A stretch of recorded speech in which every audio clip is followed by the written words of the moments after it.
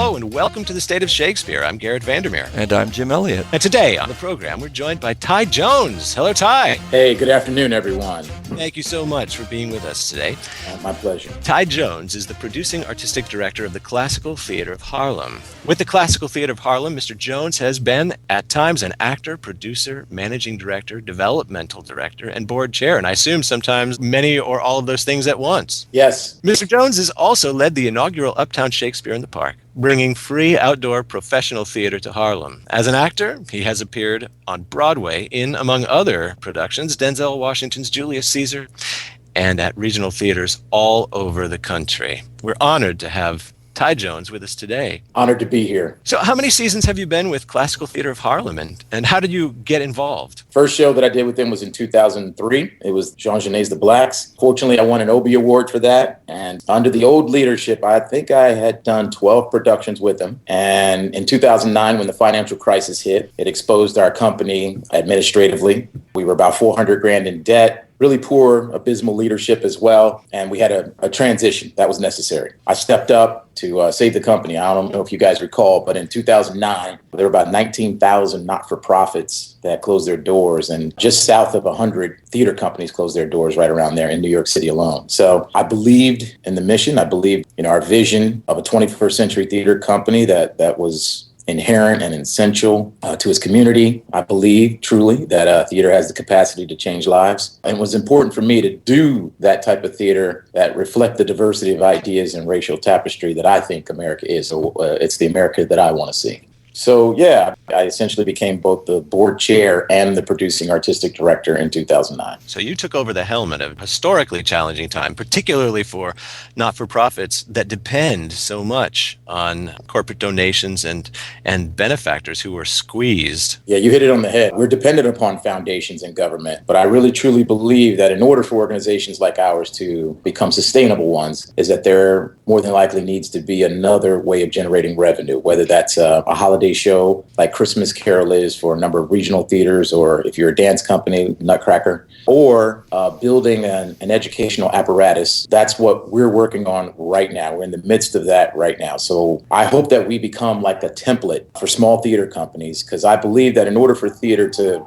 have some sort of sustainability, we've got to create a middle class of theaters. If we're successful in doing that, then all these folks who go to these graduate programs will have actual places to go and work. Because I am of the mind that one of the worst places that you can go to for theater is New York City. If you want to get a job, most likely you'll need to get a Broadway job, because it's the only job that will afford you to stay in the city. And there are only so many Broadway jobs. But, there are cities that I think you could be a working actor, like Minneapolis or Chicago, Austin. There are places. And I think that needs to spread across the United States. There needs to be several places like that where when one finishes school, they know they have a number of options to become a working actor. I'm totally intrigued by what you're saying, and I couldn't agree more. And it sounds to me like you're talking about a second regional theater movement. Essentially. To do that, I'll be straight with you, it's not sexy. I mean, essentially what I want to do, the vision is to create the next great American theater company. But in doing so, it's about being sustainable. That's it. And that's not a sexy thing to tell funders, hey, we want to be a sustainable company, That, people love to hear the big words of the day about diversity and inclusion and how they're going to do that and stuff.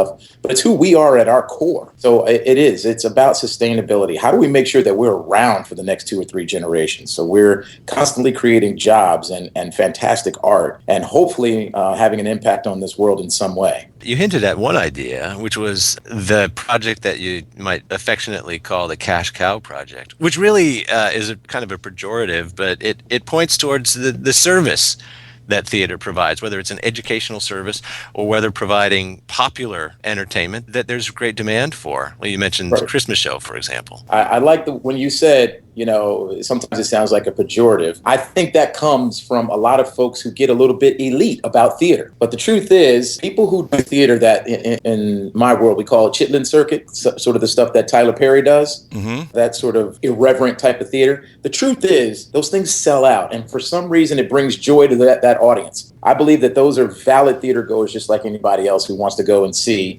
something at the RSC. So as long as we can make sure that we're all part of that conversation of what it is to be in the same room and see people connecting, I personally my own subjective lens favors theater that is somehow linked to social and cultural change or evolution or identity and lends itself to some authenticity. That's me. But I actually think it's absolutely 100% okay that, my mama prayed for me type stuff. I'm okay with that. So on the one hand, you're articulating a vision for the future and theater, not only for today's audience, but also where you would like to see theater going in the future. And on the other hand, we're talking about the classical theater of Harlem. Classical theater, by definition, has its roots in the past. So how do you... Great question. I like to say that I like to dust off the classics a bit. So yeah, we'll do those plays by Shakespeare, Ibsen, Chekhov, Shaw, Congreve, Sheridan, all that stuff. But I believe that there are plays out there that if given the test of time, they indeed will become future classics. So we actually have a reading series called Future Classics. I feel by doing that, that gives us the space to also do new plays, as well as, those by Shakespeare. What are some examples of some future classics that you've either done or are about to do? So there was a play called One Night in Miami. I worked with the writer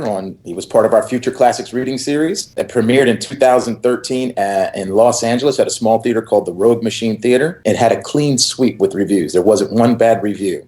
I went and worked on that play with the hope of putting in my sweat equity to get it done at Classical Theater of Harlem. And this play includes music by Sam Cooke. The character sings just a cappella a couple bars of some of his songs. Well, the people who essentially own Sam Cooke's estate heard about it, came to see the show. I think they were ready to do a cease and desist, and they saw how amazing the show was, got in touch with the author, and they were like, we want to help get this play to Broadway. And that was one of the plays that still stings a bit that I wish we could have gotten on our stage. A writer, Dominique Morisseau, she has a play called Skeleton Crew that actually is now starting to really get some regional attention. I could go on, but there are a number of plays out there that I think are about to take off. Well, you said we've identified that you've worn a lot of hats, but I think that you definitely have arrived as a producer when you start to have war stories about ones that got away.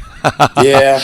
I've come to approach the world of theater very, very differently. And I think that it would behoove actors to be able to sort of understand how all of this gets put together. So I've actually have been asked to speak on several occasions at schools and graduating classes on the business of theater, because no matter how hard they think graduate school is, hitting the pavement, actually trying to get a job is infinitely harder. Oh, yeah. Amen. Are you still acting? Yeah, I am. I don't know if you've ever heard of a television show on Starz Network called Power. Yep. I have a recurring role on that show. And this past summer, we did the Scottish play, and I played the guy. I played Mackers. I don't know if you had a chance to see any of the reviews. We had a half-page review in the New York Times. Oh, no, they were fantastic. The audience, our attendance was the highest it's ever been. Donations, the highest it's ever been. So, we're trying to create the Uptown Shakespeare in the Park here in Harlem. And I think we have some good momentum. So I'm really proud of that. That's one of the things that I hope can be one of these sustainable institutions here in Harlem, a destination. You've definitely come a long way since 2009. Thank you. The reviews for the Scottish play were fantastic, and I believe that you are going to spend some time talking about the Scottish King with us. Yeah. Ty Jones, you played the famous Scottish King in a critically acclaimed production, and you've chosen to share with us a piece from that play. The piece that you've chosen is from Act 1, Scene 7, the famous "If It Twere Done" speech. Can you give us some background about what's going on in the play and what leads into this speech? Sure. So this is the part where Macbeth is essentially equivocating. He's trying to figure out whether or not this is the right thing to do. Kill Duncan, the king, to ascend to the throne, or not. Take the golden opinions have been thrust upon him, and he should accept those as is, and do nothing to tempt fate, essentially. So he's going back and forth. I kind of feel like it's almost as to be or not to be speech in a way. What I really love more than anything about this speech is, I'm going to give you a parallel here. I hope this makes sense.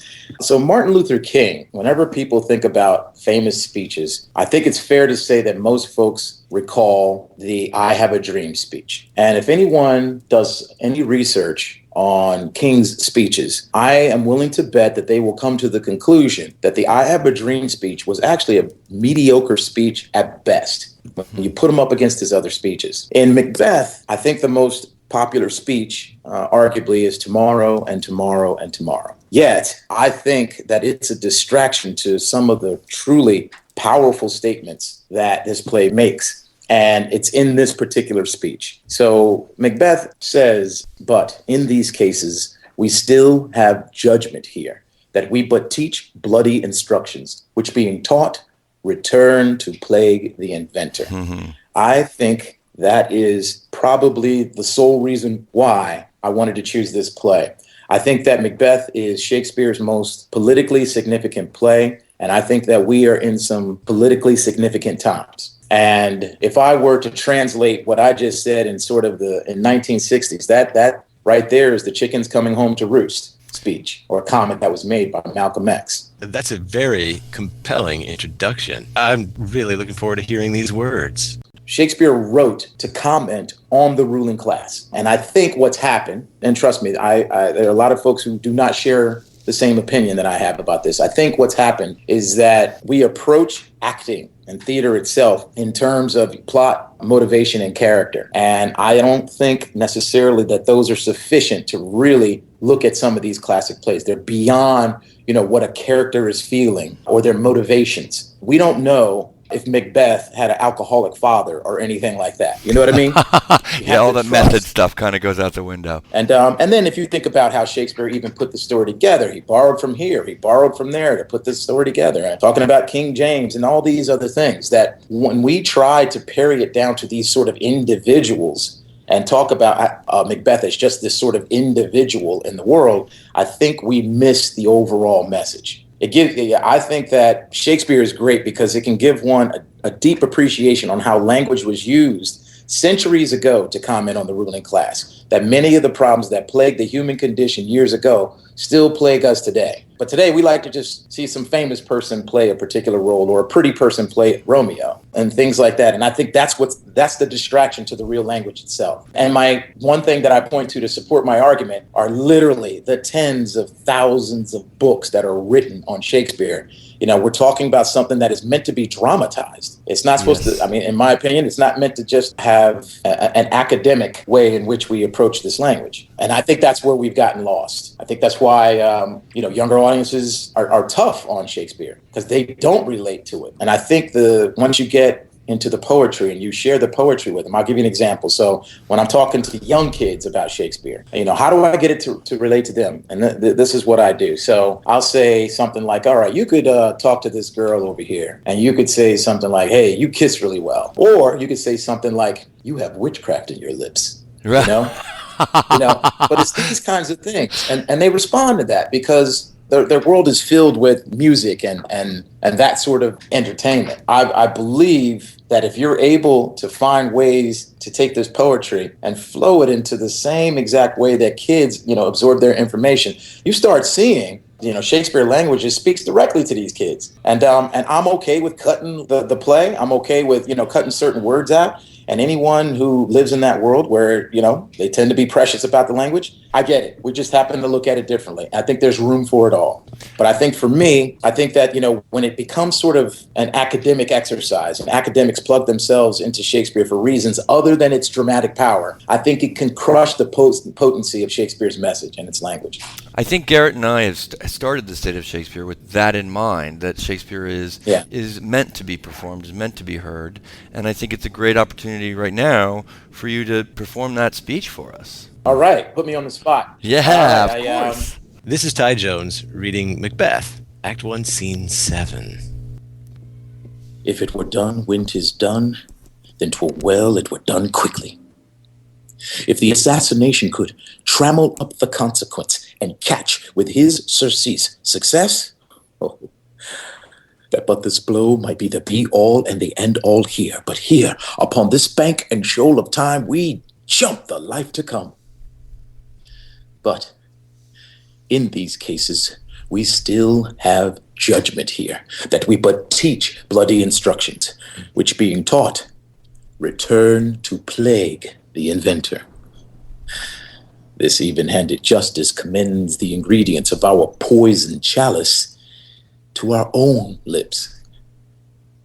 He's here in double trust. First, as I am his kinsman and his subject, strong both against the deed. Then, as his host, who should, against his murderer, shut the door, not bear the knife myself. Besides, this Duncan hath borne his faculties so meek, hath been so clear in his great office, that his virtues will plead like angels, trumpet-tongued against the deep damnation of his taking off, and pity, like a naked newborn babe striding the blast, or heaven's cherubim horsed upon the sightless couriers of the air, shall blow the horrid deed in every eye, that tears shall drown the wind. I have no spur to prick the sides of my intent, but only vaulting ambition, which o'erleaps itself and falls on the other side. Thank you.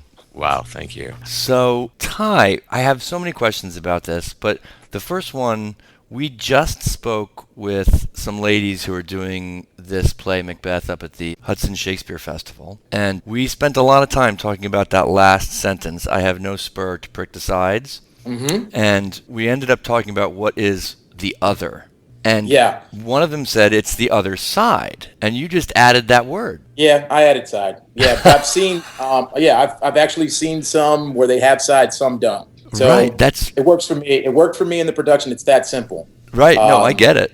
Because it is, what is the other? Sides of my intent, but only, so it worked for me. But go ahead, I'm sorry, I didn't mean to interrupt. No, it's totally fine. It's great because we talked about it, and that is essentially what Maria Cristina Oliveros was talking about. She was saying that it's like falls on the other side, and I still say the other side of what? The other side of ambition? I think for me, it's, imagine you are balanced in what you're doing. And I think that at this point, he was still a balanced human being, right? And now he won't be if he leans to one side or the other. He's going to be in imbalance. Yeah. Again, I wouldn't lay on it for too long because it's meant to be dramatized. Right. And when there have been times where I've actually seen and falls on the other, and then there's a dash and he's immediately interrupted by Lady M. I've seen that version as well too. Right. He doesn't get to finish. When it's on its feet, it works either way. Right. Absolutely. Works. Absolutely. When he comes in and is like, where have you been?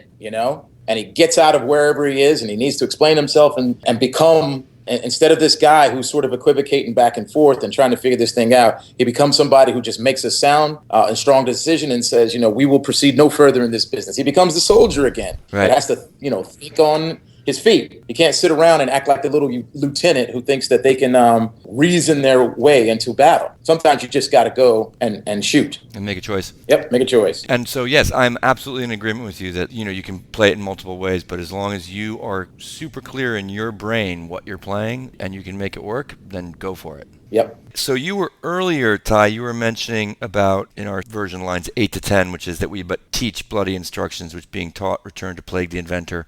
Can you parse that out for us, what you think that means, what he's talking about there? Yeah, I really, truly believe it. It is the chickens will come home to roost. If I could, I know this may be a bit controversial, but why not? I think if we look at United States foreign policy is a perfect example. We will unilaterally go into a sovereign nation and take their resources. And this is, a holdover of manifest destiny. So what happens when generations down the line and you have adversely affected an indigenous people and they are left with nothing to lose? Why should we be surprised if they strike back? Right. So he's saying that his actions, if he takes the actions that he's thinking of taking, somewhere down the line, he's going to pay for it. Oh, yeah. And he does it within, 2 hours of this play. He certainly does. And it's funny because is that like a premonition in terms of, because the witches do say that. And I think I think that's what's beautiful about this play, right? Some folks, see the witches. The way we had our witches, we actually did a coven of witches. Instead of the 3 witches, we actually did a coven. And the way we backed it up is that in his text, there is a comment when the witches are chanting, and I believe it's something about thrice to thine and thrice again to make up 9 or something like that. Mm-hmm. So we use that as the fuel behind having 9 witches on stage. And these witches essentially orchestrated the world, if you will. So we got to play with it a bit. Is it fate? Was it just choice? I don't know what the perfect answer is, but I think that as human beings, we can be co-creators in our own destiny. Do I think we live in a simulation? I'm not going to go that far. You can talk to some MIT about that. But I do believe that we do have some choice. And yet there are things that happen that are not quite, I think, explainable. And I'm okay with not being able to explain it. So that's what God's all about, right? There you go. Ty, I'd like to ask you a question that my students often ask when they're approaching Shakespeare for the first time or encountering classical theater for the first time. In this scene, Macbeth is alone on stage. Mm-hmm. And my students would say, well, as the actor, who am I talking to? What answer would you have for? I would simplify it for them. I want them to think of themselves in their own rooms when they're talking to themselves. I do it all the time. Take a particular thing that's troubling and talk my way through it. Or what's my answer going to be to X, Y, and Z? I think it's as simple as that. It's an internal monologue. I think that as an actor, to approach it, I would have simply approached it as someone who is by themselves with a dilemma, talking themselves through it. And you definitely humanized it in your performance of it. There's no doubt about it. I thought it was a compelling performance, and I just wanted to point out one thing you did. On line 11, you said, "This even-handed justice commends the ingredients of our poisoned chalice you held to our own lips." Can you just talk about, for our listeners, that choice to do that and what? Sure. When I was on my feet doing it, I looked at the entire audience. That's what that was, to let them know this is one of those moments where one is a co-creator in their own destiny. Great. So that's what it was for me. It was making sure I literally would look as many people as I can in the audience. And look, I'll be honest with you, there were nights we had 1,000 people, but there was no looking over people's heads or up in the booth or anything. I looked down at the front row. I looked at folks, dead in their eyes, and to get that, this sort of justice that may be within this poison chalice could actually be the thing that poisons ourselves. There have been people who have made comments about sometimes the poison has to act as the antidote. Right. That's which basically means violence begets violence. Some folks think that no, you need to counteract violence with nonviolence. So I think this right here, there's a reason why he says that we but teach bloody instructions, that which being taught return to plague the inventor. Right. And this even-handed justice, I like that. This even-handed justice, chicken's coming home to roost. What's done to somebody else will probably get done back to you. Commends the ingredients of our poison chalice to our own lips. So there you go. Brings it back home. You might sometimes need to punch a bully in the mouth, but at what cost? At what price? Right. Oh, there you go. Ty Jones, thank you so much for spending time talking with us today. Thank you, guys. Thank you for having me. I'm Garrett Vandermeer. And I'm Jim Elliott. And thank you for listening to The State of Shakespeare. Thanks for joining us for the State of Shakespeare podcast. We invite you to visit stateofshakespeare.com for more episodes, information about each of our guests, and the Shakespeare text you heard on the program, and much more. And we welcome you to join the discussion by liking us on Facebook. That's www.stateofshakespeare.com. Thanks for listening.